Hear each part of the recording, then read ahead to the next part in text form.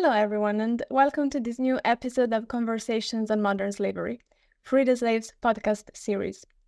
My name is Dr. Marta Furlan. I'm Free the Slaves Senior Program Manager for Research, and I'm going to host today's episode, which addresses the topic of human trafficking and disability.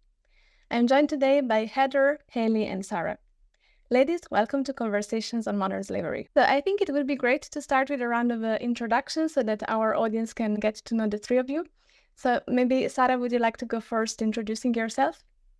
Sure. Thank you so much, Marta. My name is Sarah Hall, and I am a licensed professional counselor associate in the state of Texas. My current job is as the Director of Anti-Trafficking Initiatives for the Texas Alliance of Child and Family Services, which helps to support efforts across the state to combat human trafficking and to help in the recovery and restoration of survivors.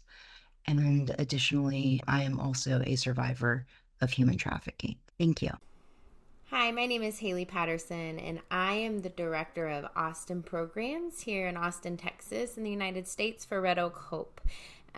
We offer a variety of services for adult survivors of sex trafficking and exploitation here in Austin, including transitional and supportive housing, holistic care, case management, advocacy, crisis intervention, and support in the community, as well as a variety of collaborative efforts here in Austin and around the world, which is how we actually know you, Marta.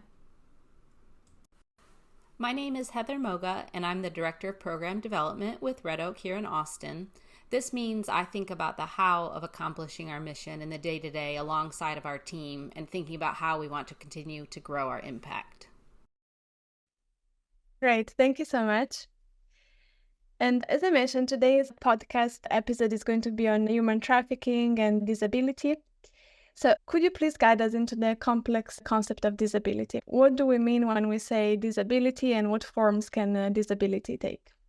I don't know if Heather, perhaps would you like to start off? Yes. When we're talking about disabilities, we're definitely talking about a wide range of topics that cover a spectrum. They can be both visible and invisible, diagnosed and undiagnosed.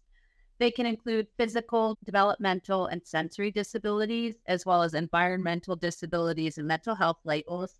They can be temporary or permanent, something an individual is born with, or it can be acquired at any point in their life.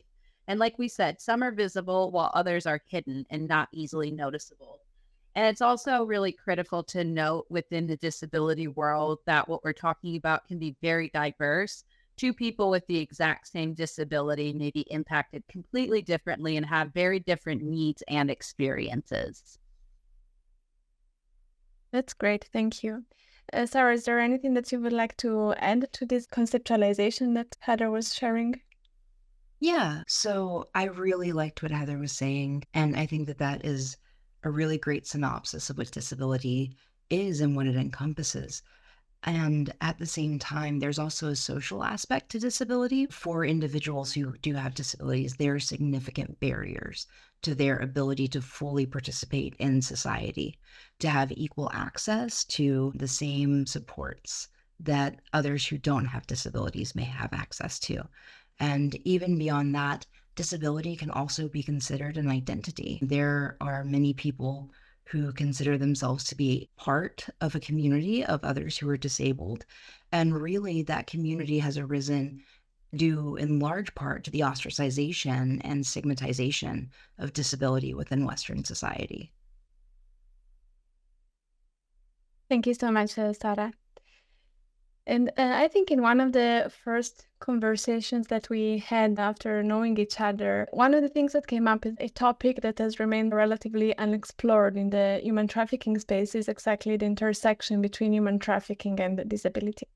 However, I know that the three of you are experts on this. I think that it would be very great and very helpful if you could explain how human trafficking and disability intersect and possibly reinforce each other. Yeah, I think one of the things that I know we've all talked about in different conversations is the reality that disability is something that increases vulnerability to human trafficking.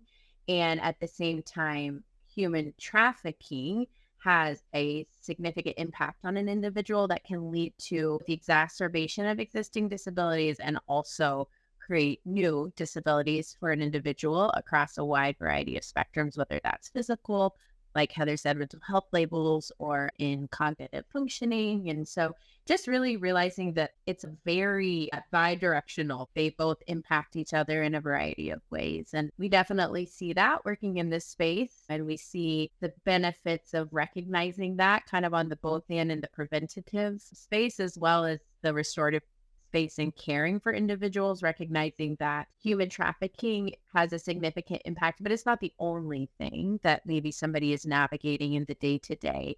The impact of human trafficking is varied and wide. And at the same time, there may be things that somebody's been navigating long before their situation of exploitation that also requires support. Thank you. Thank you so much. And you were mentioning at the beginning that disability can make a person more vulnerable to the risk of exploitation in different forms. So I'm wondering if you can, the three of you, can share a bit more on that in terms, what are some of the factors or conditions that make a person with disability more vulnerable, more exposed to the risk of being exploited and trafficked? Well, initially, it's complex and there's a lot of nuance here.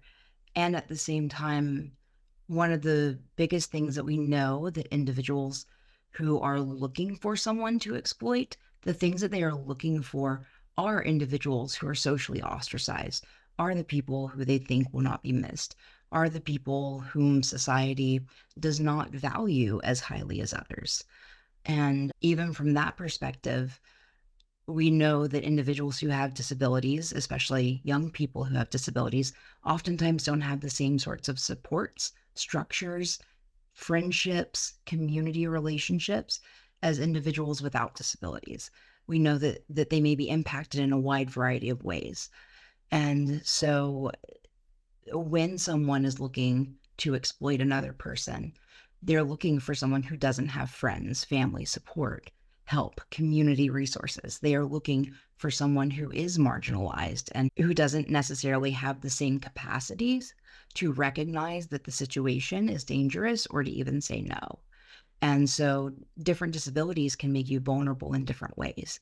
Intellectual and cognitive disabilities, as well as developmental delays, can mean that individuals don't have the ability to recognize the red flags or to see the warning signs, or to think that, hey, something doesn't feel right about this situation.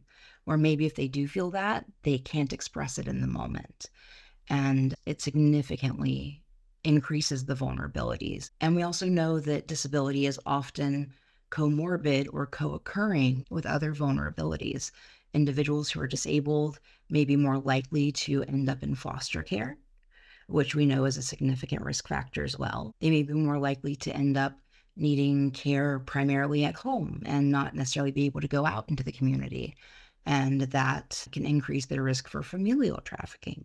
There's all sorts of different ways in which this intersects. And here I've just highlighted a few of them for you. I'm wondering if Heather and Haley maybe have anything that they'd like to add to that.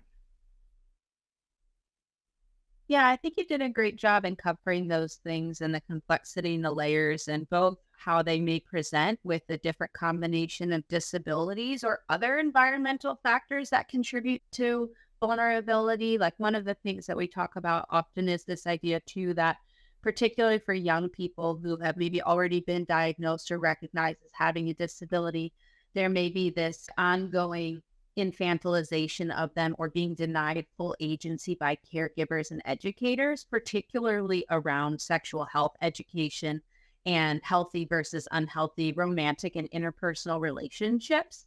And that can play into multiplying those vulnerability factors, particularly in the realm of sexual exploitation.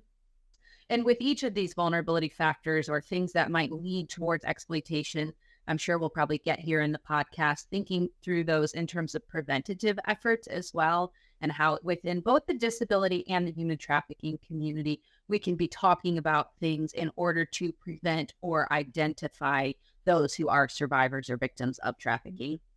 I think kind of to that point, it's interesting. I'm a mom of a kiddo with a disability and also work in the space of human trafficking. And if you want to stop any conversation dead in its tracks, bring up human trafficking, and be very comfortable about talking about disability. Like, it is an interesting thing culturally. I would say, this is speaking from the Western kind of culture of being really nervous to talk about things like disability in a broader sense. And then also being really nervous to talk about the realities of human trafficking in a broader sense. So when you're bringing these two topics together, even within their own worlds, right? Like, it can be hard. And this is the crux of this conversation for friends in the disability community or the disability serving community and friends in the anti-trafficking community to talk to each other and talk about each other with each other. Like, it just becomes this very complex conversation that people, the bottom line is us being here together today is trying to encourage just, let's talk about it. Like, we're going to say the wrong thing sometimes. We're not going to know an answer. Like, my experience is going to be really different than your experience, Marta, and your experience, Sarah. And so, like, how do we come together to talk about things that typically people feel very nervous to explore? And Haley, if I can pick up on this last point that you made, why do you think that in the human trafficking space, the conversation on disability has remained so much marginal with respect to other issues that we typically address, we discuss more openly? What do you think is the reason that has made us less capable, perhaps, of recognizing, addressing, and responding to this reality? Very curious what Sarah has to say. I'll give a quick kind of answer from my perspective. I do feel like we have come a long way. I mean, it's a relatively new field, all things considered. And so we have come a long way in the way we navigate larger topics like the impact of trafficking and trauma on the brain and complex trauma and how we care for people who've experienced those things, and come a long way in becoming more trauma informed and trauma responsive and finding ways to navigate service provision and preventative efforts from that stance.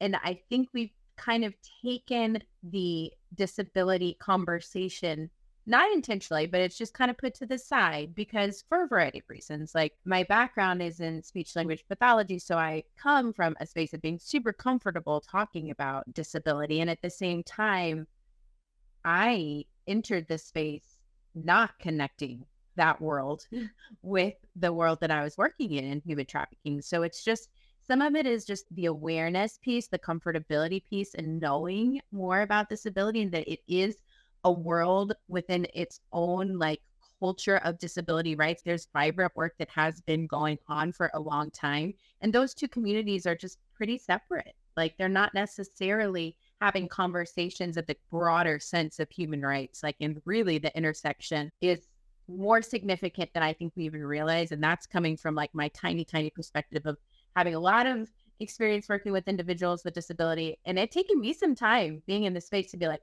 oh, I need to be talking about these layers of what we're experiencing with our friends that we're working with in our program. And at the same time, like, who else is talking about the intersection of disability and trafficking? And that's obviously why we love Sarah so much, because she's been a big part of us, like, learning more and having those conversations. So curious, Sarah, what you would say about that. Well, what I'll say first is that you hit on two of the biggest points I was going to make, which is both the newness of the field and the sort of relative recency that it's developed in relation to things like anti-domestic violence and other efforts and initiatives over time. So that's one piece. And then the other piece that you hit on is definitely how siloed the anti-trafficking sphere has traditionally been from so many other types of organizations and communities. There are a number of organizations that I have worked with and helped to support where they didn't even really have community partners outside of the anti-trafficking space. It was like all of their resources, all the things that they had to pull from were just others in that same sphere coming from that same lens, when really their clients could have been much better served if they had had partnerships and relationships with all sorts of different agencies and resources throughout the community, whether that has to do with disability, whether that has to do with social functioning, whether, right, like all the different things, doctors and psychiatrists and therapists and dentists. Yes. So I think that that's part of it, is just the silo, really. The other thing too that I think about initially is that, to Haley's point about the comfortability that people do not have when discussing these topics, is that when you're talking about human trafficking survivors or victims and talking about individuals who have disabilities, you're talking about two very stigmatized populations.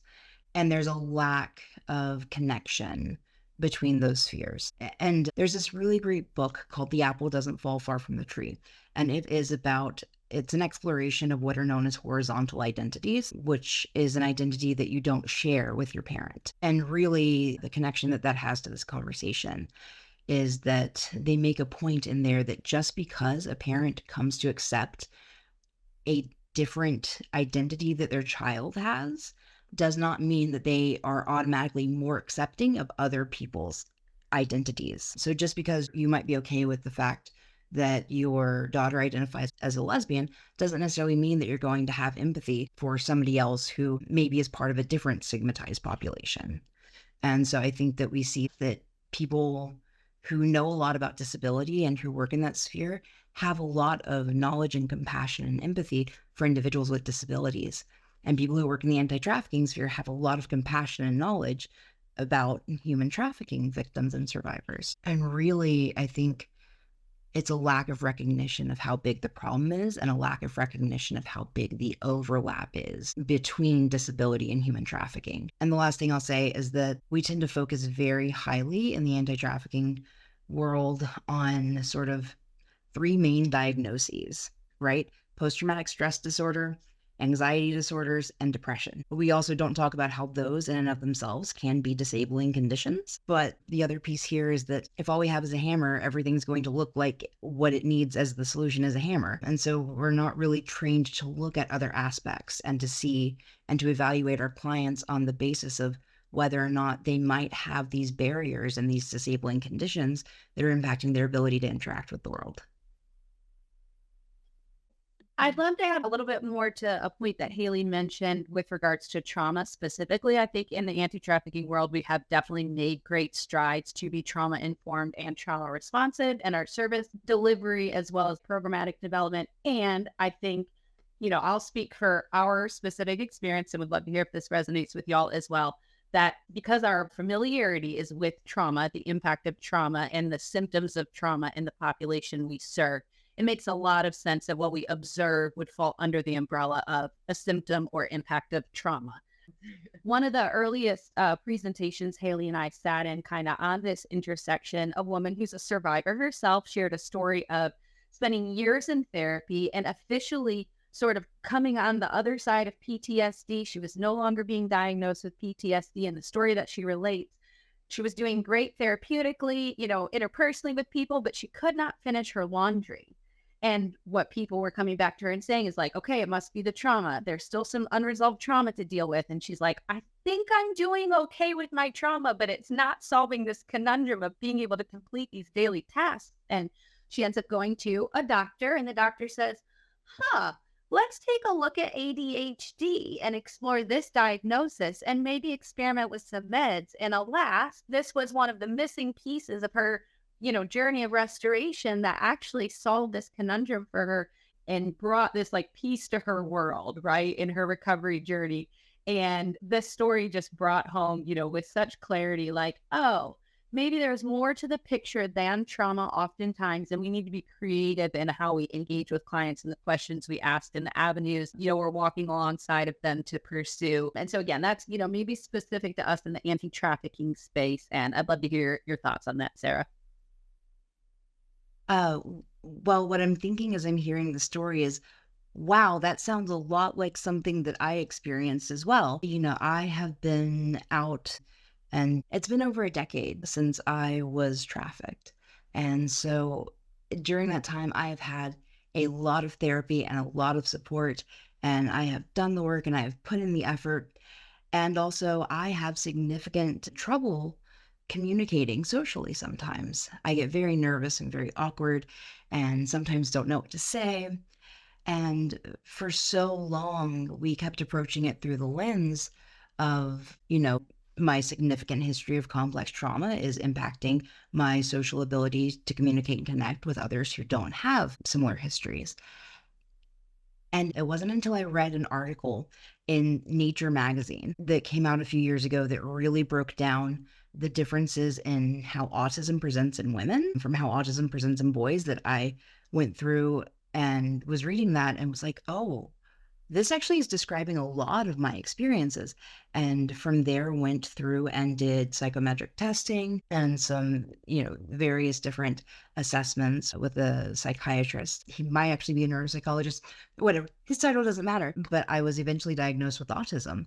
And that diagnosis has really revolutionized my life and my understanding of where some of my difficulties are coming from. They are not all attributed to trauma. And in fact, the fact that I have autism, which is a social communication disorder at heart, is most likely one of the reasons and vulnerabilities that I had to experiencing trafficking in the first place.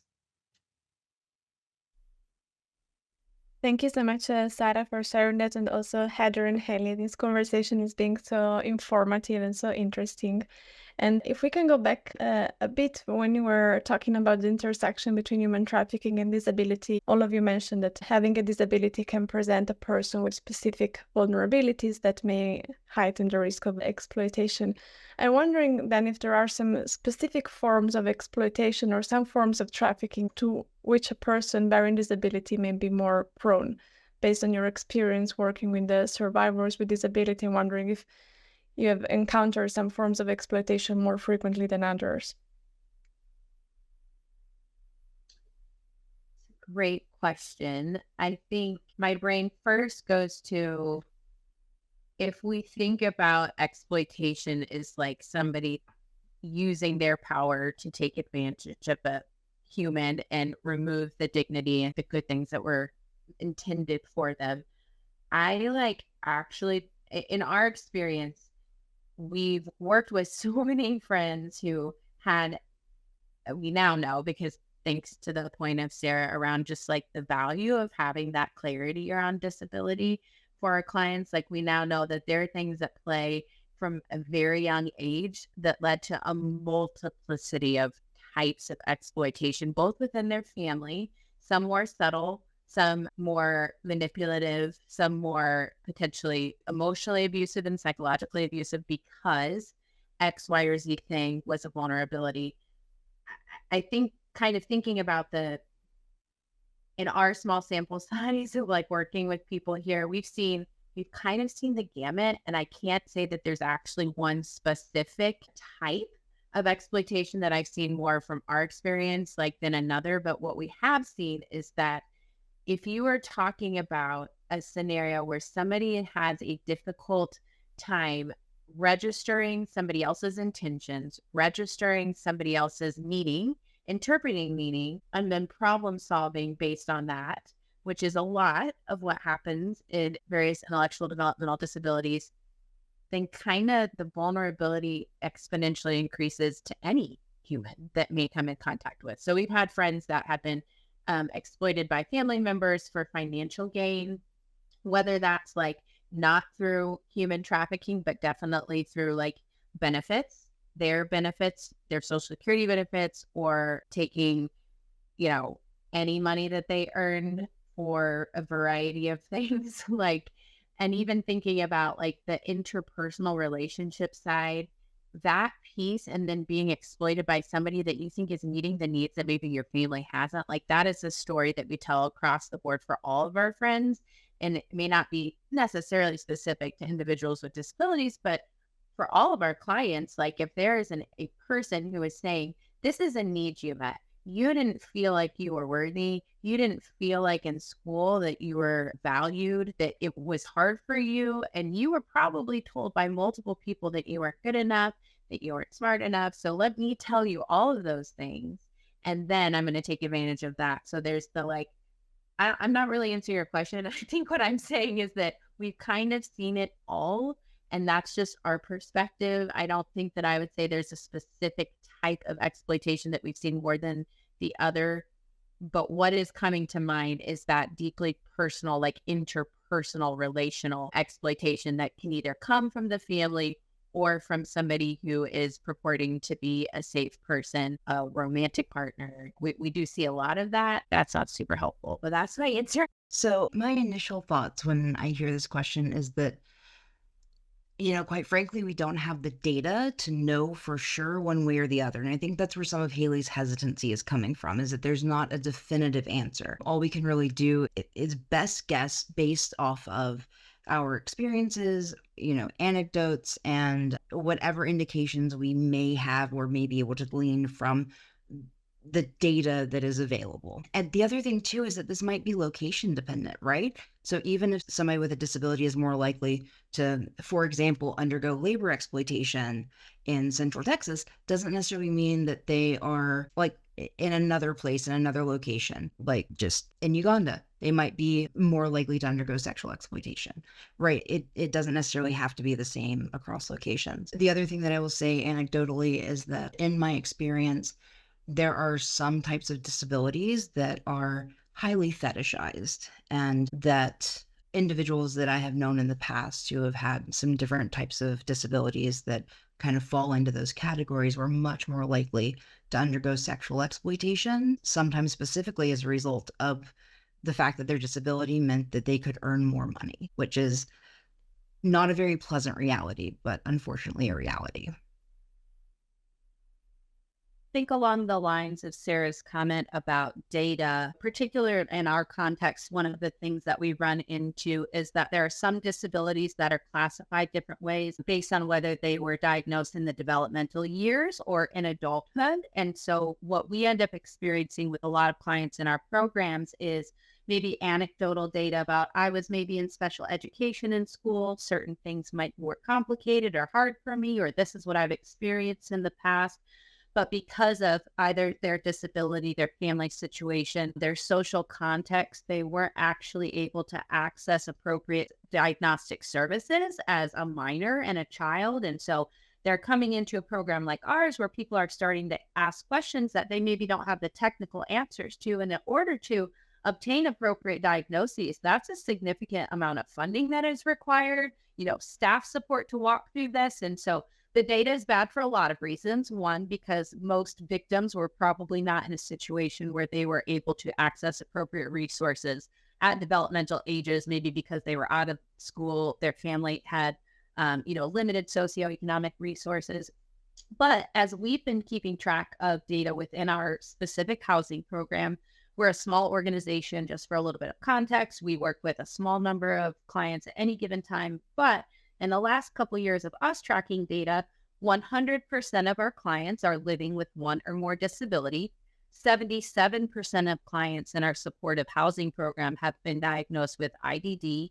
100% of our clients have executive function disorder. And we've also seen other diagnoses on top of everything I just mentioned. And so again, just in our small sample size, and again, we're working with women who are survivors of sexual exploitation. But to Haley's point earlier, prior to maybe sexual exploitation, there have been a host of exploitative situations they have found themselves in or sort of currently find themselves in. I'm thinking specifically of employment and clients we work with who do have intellectual disabilities, who have to fight very hard to stay employed and to stay employed safely. And so a lot of conversation is had around how to prevent further abuse and exploitation in legal and legitimate employment opportunities. So it's not a conversation that ends either. Thank you so much to the three of you. And before we were reflecting on the specific vulnerabilities of people with disability. Now I would like to look at the after trafficking experience, meaning what are the specific needs that survivors with disability have. And I think that this would be very helpful for those in our audience specifically who work closely with survivors and certainly benefit from having more of an understanding of the specific needs of survivors with disabilities. Perhaps, Sarah, would you like to start? Sure. First, we know that the range of disabilities that any individual may have who's coming into our programs, that's an incredibly wide range. And so in many ways, programs need to be prepared to individualize and help meet the individual needs of the person that's in front of them. We also know that many disabilities may not be diagnosed. So there may be as Heather and Haley were saying earlier, fees and charges associated with getting an appropriate diagnosis, whether that's mental health related, developmentally related, physical issues that may have been not diagnosed, earlier on because of trafficking, or even physical issues that are caused as a result of experiences that are had during exploitation and trafficking. And so really, there's such a wide range of things and resources and supports that survivors may need. I kind of go back to what I was saying earlier about how there's sort of three main diagnoses we look at. And those three diagnoses, the post-traumatic stress disorder, anxiety disorder, and depression, all of those are disabling conditions. And I think that the anti-trafficking field hasn't realized that when we are working with a population that almost 100% of them will have one of those three diagnoses, that we are inherently working with a population that is disabled. So there's that.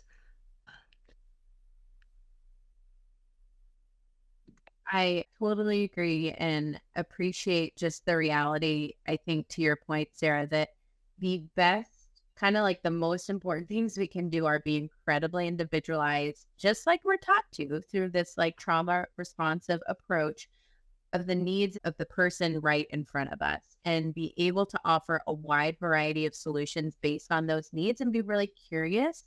I think the next thing from our standpoint in terms of like caring for individuals with disabilities is helping our friends get, like Sarah said, accurate diagnoses that answer questions for them if they're curious and are wondering why X, Y, or Z thing may feel a little difficult, or like there are other options for them besides just being in this program and offering counseling. Those two things would be very, very important on their own. And there's a lot more supports that we can learn about and connect our clients to. And we are doing them a disservice when we don't choose as organizations to connect with other people, both like in our community, in whatever country we're living in, and around the world, who are asking these questions and are providing solutions. So for us, that looked a lot like learning more about the disability serving community in our city and who is doing that work already and what may we have to learn from them a lot, and how might we also share with them what we're seeing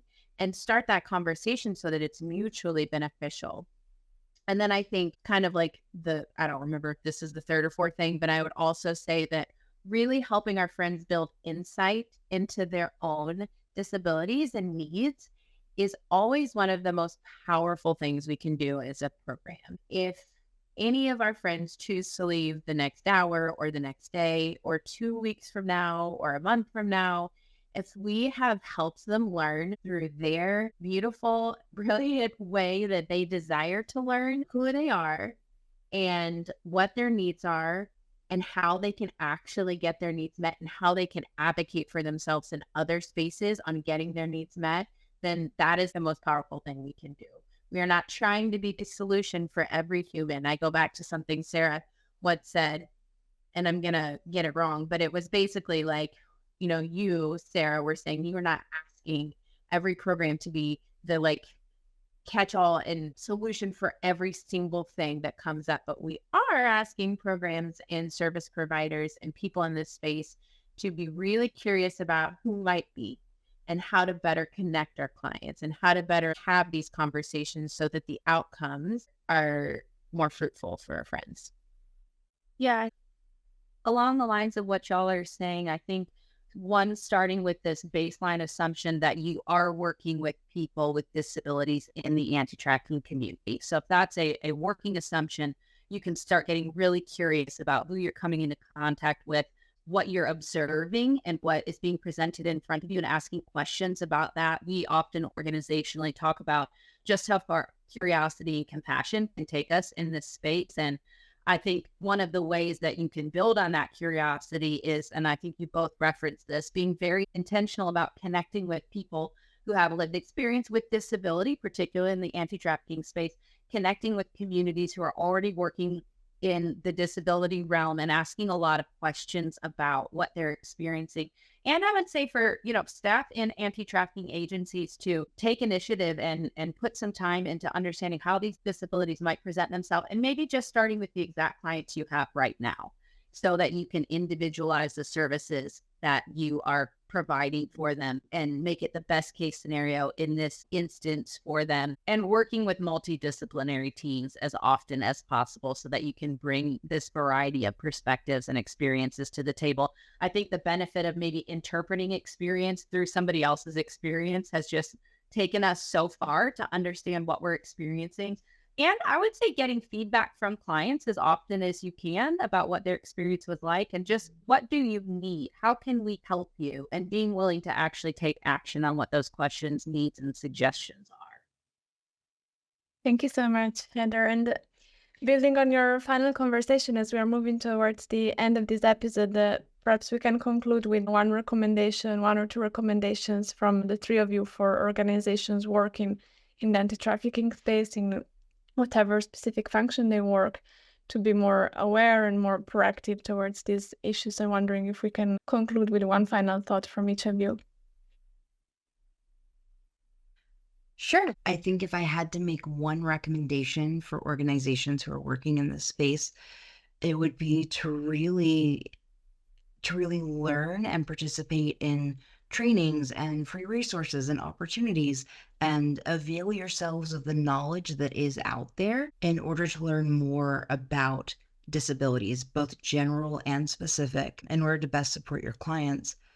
Because if you don't have that lens of understanding, here's all the many different ways that a client might interact with me, and these are indications that they might, need support in this area or might potentially have a disabling condition in this other realm, you're not going to be able to support them as robustly as if you did have that information. I always advocate for more training. It's part of just who I am.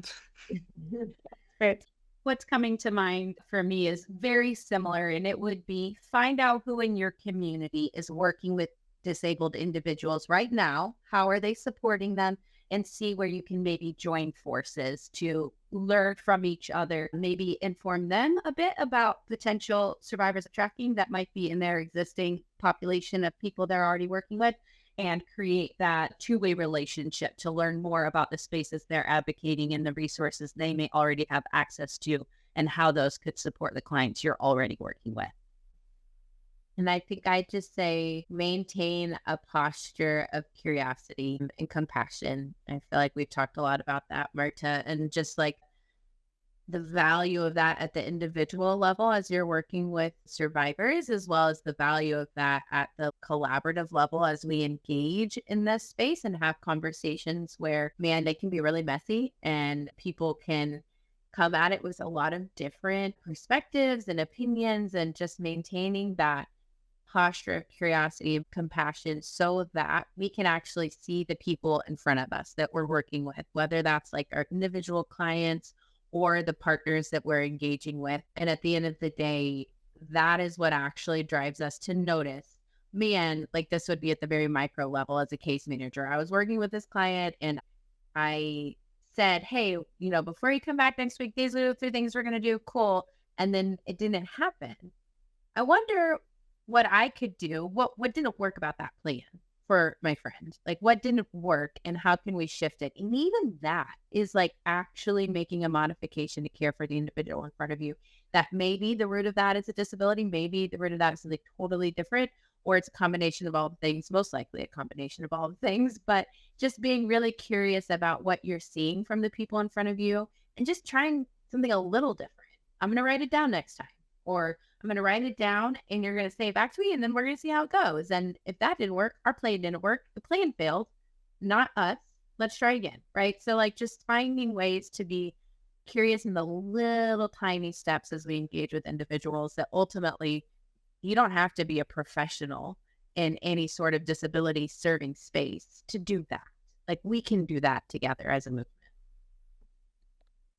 Thank you so much, Sarah, Heather, and Haley, for this wonderful conversation. It has been extremely interesting, and I feel like I've learned a lot, and for sure our audience as well. So thank you again for joining us, sharing your time and your knowledge and your passion with us. And thank you for our audience for staying around for the latest episode of Conversations on Modern Slavery. Thank you.